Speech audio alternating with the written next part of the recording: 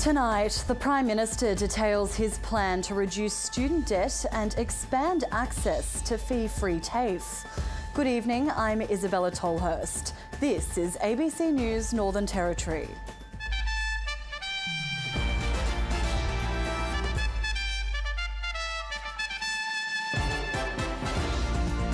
Also tonight, an Arnhem Land politician speaks up about his experience of racism in Darwin. The final push, Kamala Harris and Donald Trump focus on their appeals to women in crucial swing states. And departing Darwin, Australia and Indonesia join forces for their first defence exercise since signing a new agreement.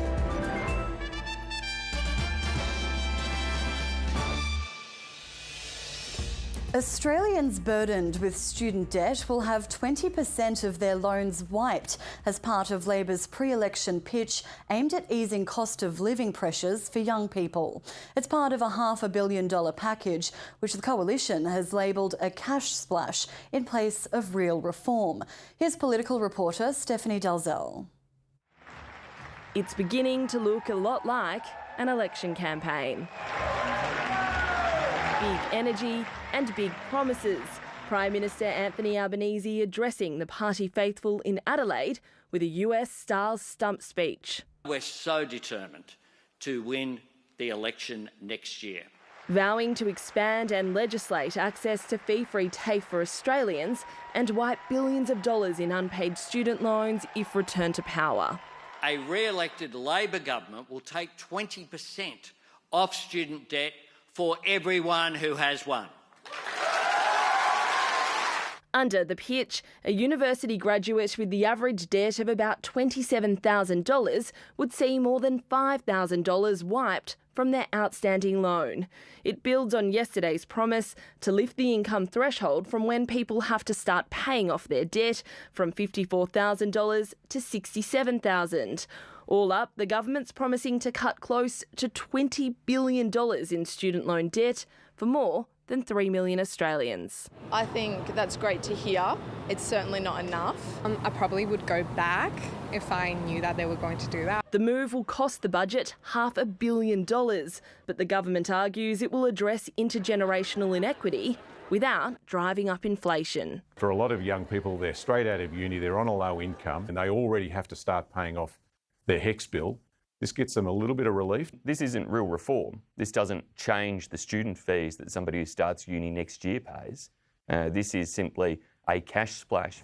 After a turbulent week with claims the Prime Minister received free flight upgrades from Qantas, the government wants to regain control of the agenda, using this announcement to try to shift the focus back to cost of living issues.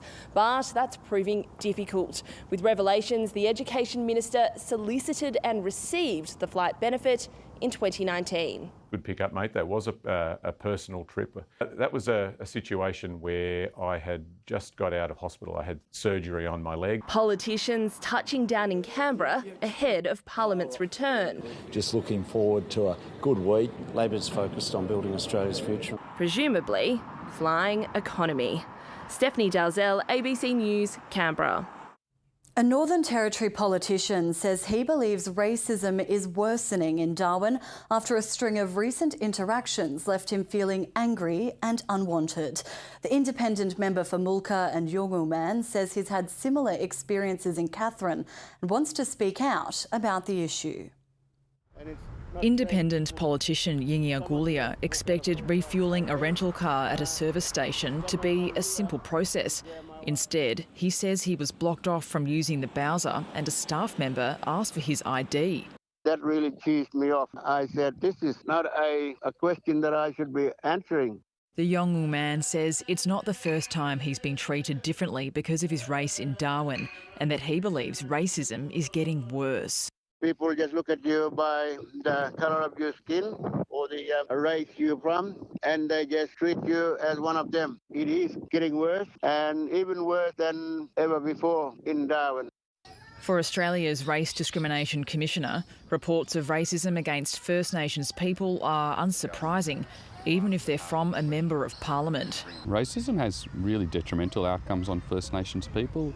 It means that they have worse health outcomes, poorer educational outcomes, They're overrepresented in the justice system. Some Larrakia traditional owners here in Darwin say they're unsurprised by Mr Goulia's experiences of racism, suggesting it's become worse since Australia voted no to an Indigenous voice to Parliament. The voice process unfortunately inflicted terrible racism on First Nations people, and the fact that it failed as a referendum almost gave people the sense of a licence to just openly be racist. The Northern Territory government has declined to comment, and the petrol station involved has also been contacted for a response.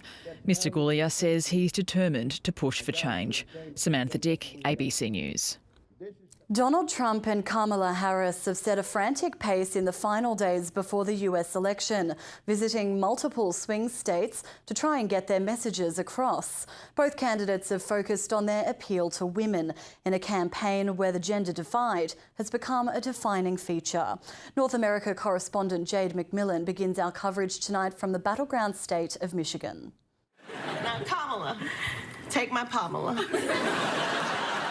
A last-minute cameo on late-night TV. Kamala Harris coming face-to-face with the comedian who's portrayed her on Saturday Night Live. I'm going to vote for us. Great. Any chance you are registered in Pennsylvania? In the nation's capital, women marched to the White House in support of the Vice President. First black woman. I'm a black woman, and she represents me. She will lead our country forward. The gender gap is stark in this campaign.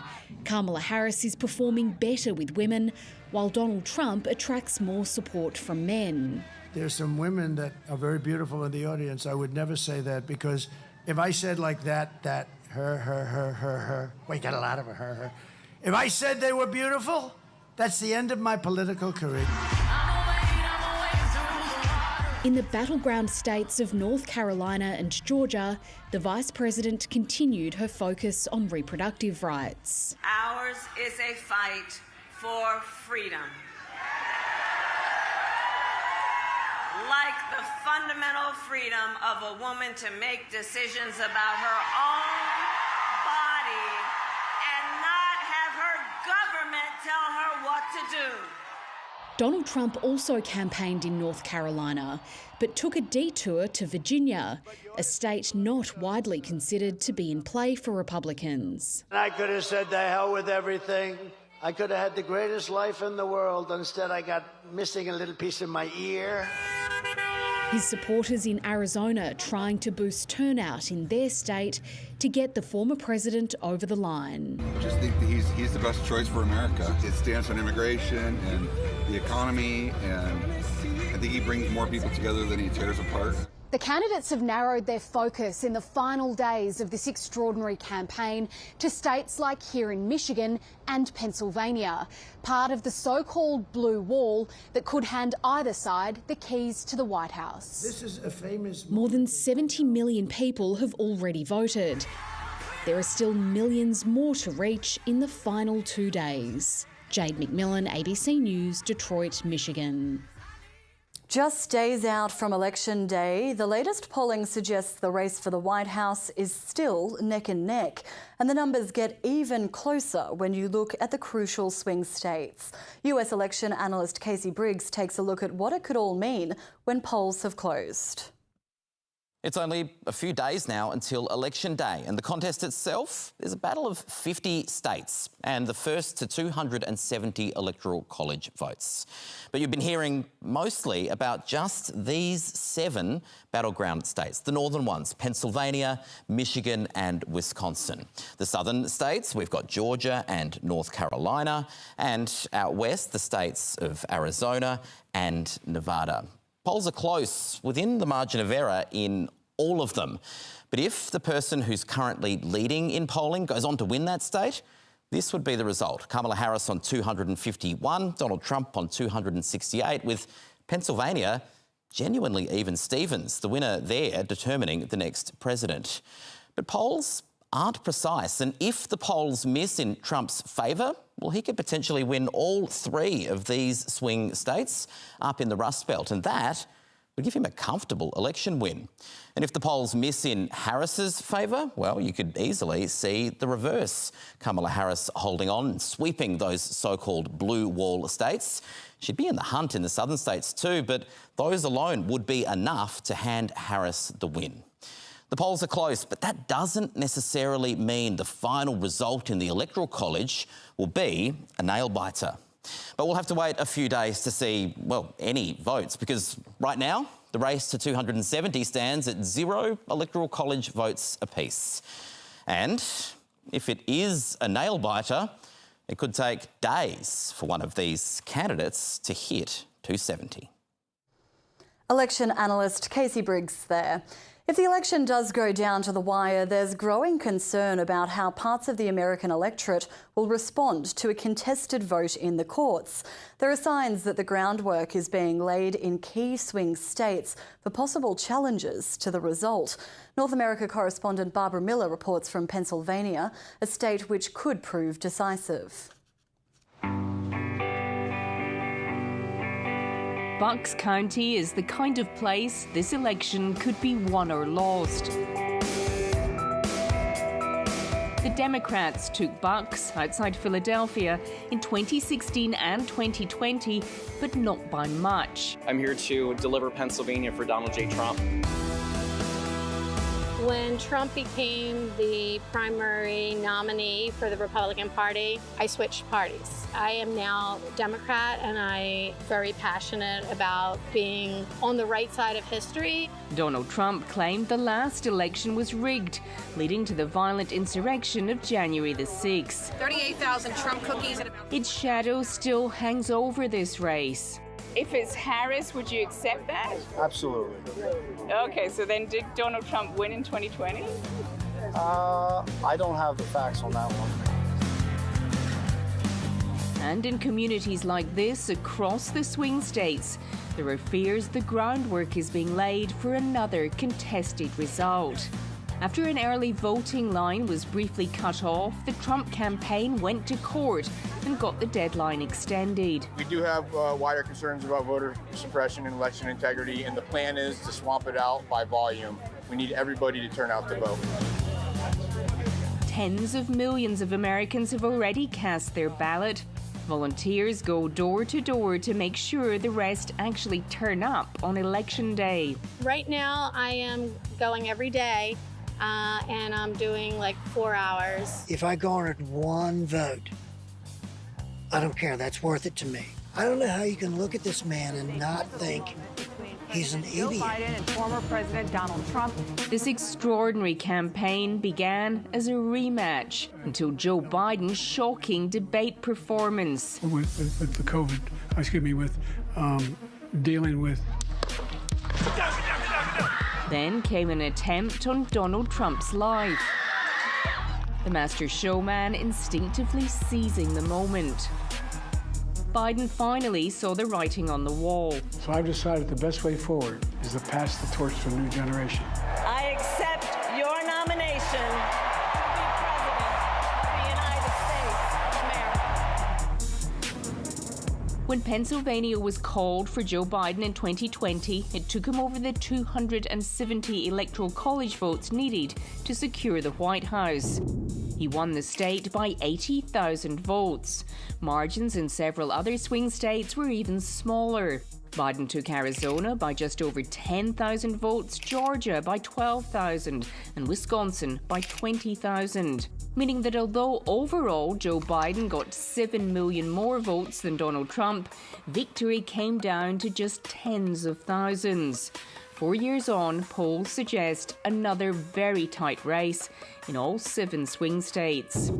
Misinformation and conspiracy theories are swirling about election fraud, some of them amplified by Elon Musk. And there's a real sense here that this could be the calm before the storm.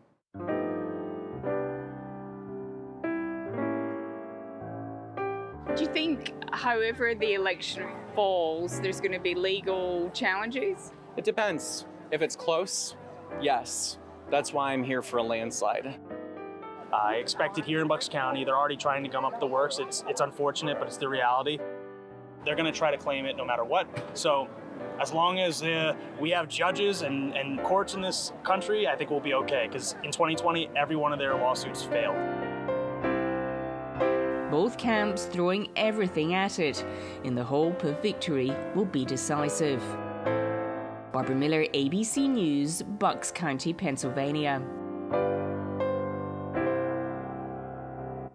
Surveys have consistently indicated that the economy is the top concern for Americans at the election. But there are concerns about the plans of both candidates, as Alan Kohler explains. When Americans vote on Tuesday, they'll be choosing between economics and, well, something else. Republican candidate Donald Trump has three main economic policies: deport at least 11 million illegal immigrants, 60% tariffs on imports from China and up to 20% on everyone else, and cut the company tax rate from 21 to 15%, and a series of other income tax cuts. Democrat candidate Kamala Harris wants to increase the company tax rate to 28% and then spend more than that would raise on extra child support, plus a few other programs. So either candidate would blow out an already blown out federal budget. Here are their bottom lines. So it's a choice between an increase in the US federal deficit of $3.5 trillion under Harris or $7.5 trillion under Trump, and possibly twice that depending on how much money the tariffs would raise, which probably wouldn't be much since imports would dry up as prices increased. Economists think it would definitely reignite inflation, which is why, as Trump's poll numbers have improved, the US dollar has been rising and the Australian dollar falling, because it would mean rate cuts in the US would be off. But Trump's biggest economic policy is mass deportations. Estimates of the impact of that on American GDP range up to 8.9%. So a severe recession, or even a depression. That's if it could be done, of course, which is very unlikely. Economists don't like the rest of Trump's policies either, versus their support for Kamala Harris's policies. More than half of them even support the increase in the company tax rate, and the only things they don't like are the first home buyer grants and penalties for price gouging.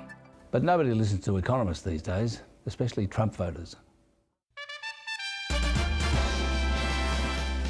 An army of 10,000 soldiers and police have been deployed in Spain to assist with recovery efforts after devastating floods. The death toll is now more than 200 and is expected to keep climbing. In just 8 hours, a year's worth of rain was dumped on the Spanish region of Valencia. Dramatic rescue operations took place from the air as rescue crews scrambled to save lives in danger. As the waterline dropped, the full impact was revealed. A sea of mud, streets in ruin, shops, homes and communities completely devastated. Rescuers overwhelmed and exhausted as the search for victims continues. There were lots of people in the cars on the first floor, and when the water arrived, they left, as they thought water was not going to reach the first floor, but when it did, they said, "Let's go, let's go." More than 200 people have been killed, but that toll is expected to rise as Spain's government rushes in aid to help with recovery efforts. I have ordered the deployment of a Navy amphibious ship with accommodation, surgery operating rooms, helicopters and a fleet of support vehicles urgently to the area. From the air, the true scale of the devastation can be most clearly seen. These satellite images revealing the extent of the flooding. But for others, it only takes a look out of the window. My wife and I don't want to live here anymore. It's already a nightmare. As soon as a bit of rain comes down, you just can't. At the end, you lose everything. I'm sorry. I feel helpless. I feel powerless. And the government does nothing. Thousands of volunteers are now helping authorities deliver food, water and rebuilding. A community banding together in the most shattering of moments. Henry Zwartz, ABC News.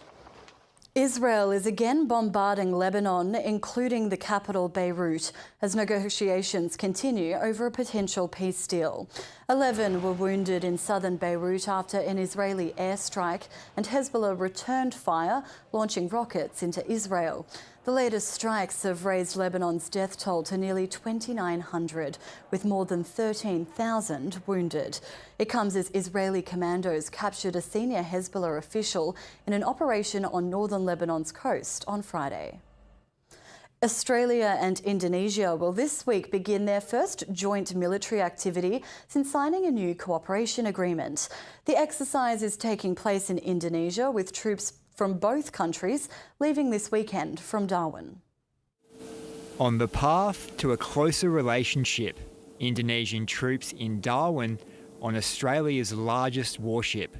The two countries exchanging patches ahead of exercise Keris Woomera in Indonesia, involving a contingent of more than 2,000. This will be Australia's largest bilateral activity with Indonesia in recent history. So it's very significant. We stay in the same region, so this is important for Indonesia and Australia also. Inside HMAS Adelaide, expensive cargo to be used on land, in the air and at sea, with plans for live fire exercises. From the terms of interoperability, live fire is the hardest it gets, and it's a true indication of where we currently sit with our relationship with the TNI. The operation forming part of the larger Indo-Pacific endeavour, involving 13 other countries keen to maintain security in the region. This major exercise is one of those activities where we work with our partners to develop that secure and prosperous region. Around 1,100 ADF personnel will depart from Darwin on HMAS Adelaide. They'll be joined by 35 Indonesian troops for the trip to Indonesia, where the exercise will begin. The next step in a growing partnership between neighbours. Jack Hislop, ABC News. Tiwi Islanders have marked 200 years since the abandonment of a little-known British settlement, remembering Tiwi resistance to the occupation. The ceremony took place at the ruins of Fort Dundas on the lands of the Munapi clan, which remains an important monument for the Tiwi. The dancers told stories of the arrival and departure of 70 British soldiers and convicts who left after suffering sickness and sporadic raids from Tiwi warriors. At the event, elders spoke about their ancestors' strong resistance to the British, who had ambitions for an international trade port. That needs to be written in history. It's very important to record that as well, how there was a resistance from traditional owners. We showed their strength to protect their land. With mango season in full swing, hundreds of Pacific Islanders have come to pick and pack on Northern Territory farms. For some, one of the hardest things, besides being away from their families, is missing out on their home church services.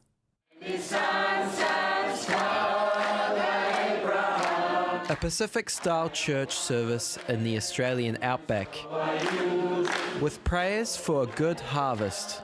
Father, we just pray that those mangoes will hold on those trees until we can get them picked. Every Sunday night, a crowd gathers in this pavilion near the packing shed at King's Farm near Katherine. Most are seasonal visa workers from Vanuatu.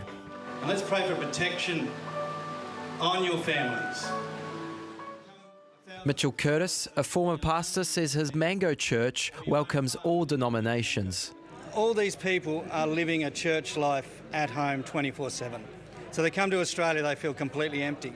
So the more we can create a similar experience here in Australia, that they feel like they're at home, if we can just keep that connection, they seem to be a lot happier. Sunday church is held at night so workers can make the most of the cooler picking hours in the morning. The Lord, He always a provider for everything, so that's what I believe, and that's why it's important to go to church. When I went here, I came here in King's Farm. I found easy for me for my own life. I was finding more money and built my own house. The Pacific Labour Mobility Scheme has been the subject of renewed criticism in recent weeks. Government data shows 64 visa workers died while in Australia in the 4 years to July. Palm Scheme recruiter Anna Berry says the culture shock of moving to Australia is the root cause of many problems. In the villages in Vanuatu, all through Vanuatu, we have our chief and we have our churches. So if you take away all that, when they land here, then you have problem. These people come here, they're missing that community. We need that cross culture. We need to we need Australia or New Zealand to understand us.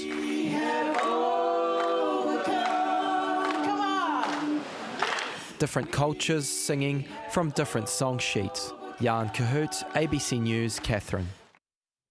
Nathan McSweeney has enhanced his chances of a Test debut with an unbeaten 88 in Australia A's 3-wicket win over India A in Mackay. Former Australian captain Mark Taylor says he would choose McSweeney for this month's first Test against India.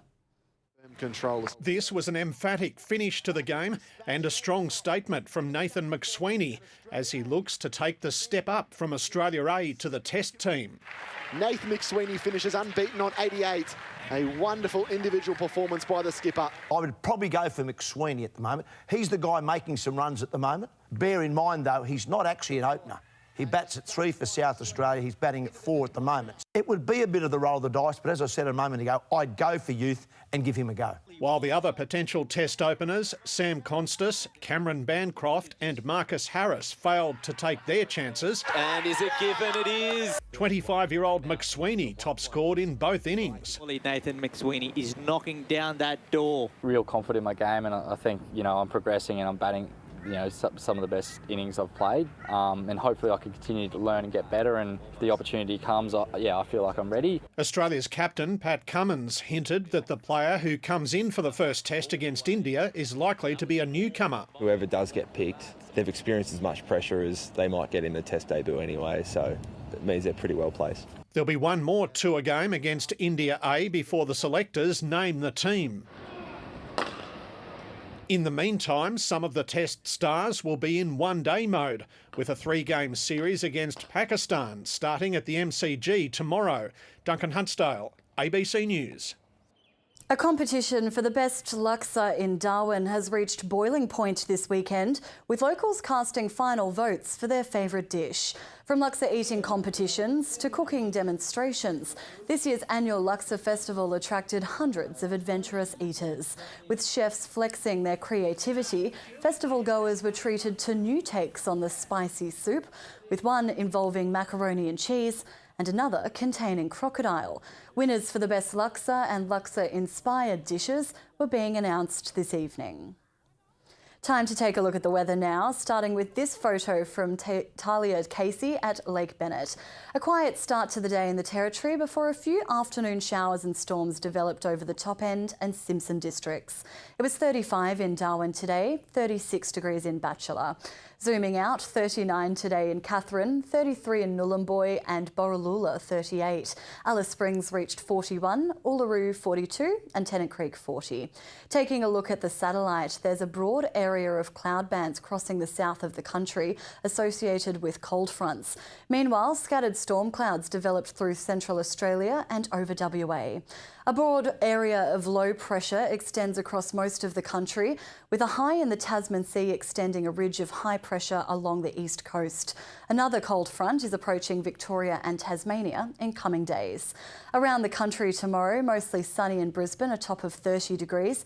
Rain for Sydney, 25 the high. Canberra partly cloudy, 27. Cloudy in Melbourne too, 20 degrees. Grey skies for Hobart, 19. Adelaide also partly cloudy, 23. And mostly sunny in Perth, 23 degrees the high there. Around the Territory tomorrow, Alice Springs staying hot with a top of 39, 39 the high in Tennant Creek as well. Further north, 40 degrees in Katherine, 32 in Nhulunbuy and 37 degrees, the top in Borroloola. And to the west, possible showers, but a sunnier day in Darwin, 34 degrees the high, 40 in Jabiru and 37 in Bachelor. The afternoon low tide will be around 1:30 p.m. tomorrow and winds will reach up to 15 knots off Darwin. The sun will rise tomorrow at 12 past 6 and set around 10 to 7. And taking a look at the week to come, a hot week in Darwin, a bit sunnier for the next few days, but the chance of showers and storms increases again towards the end of the week. And in Alice Springs, a very hot start to the week before becoming cloudy with a chance of a shower or storm from Thursday. That'll bring temperatures down to the mid-30s. And that's ABC News for this Sunday night. Thank you for your company. Good night.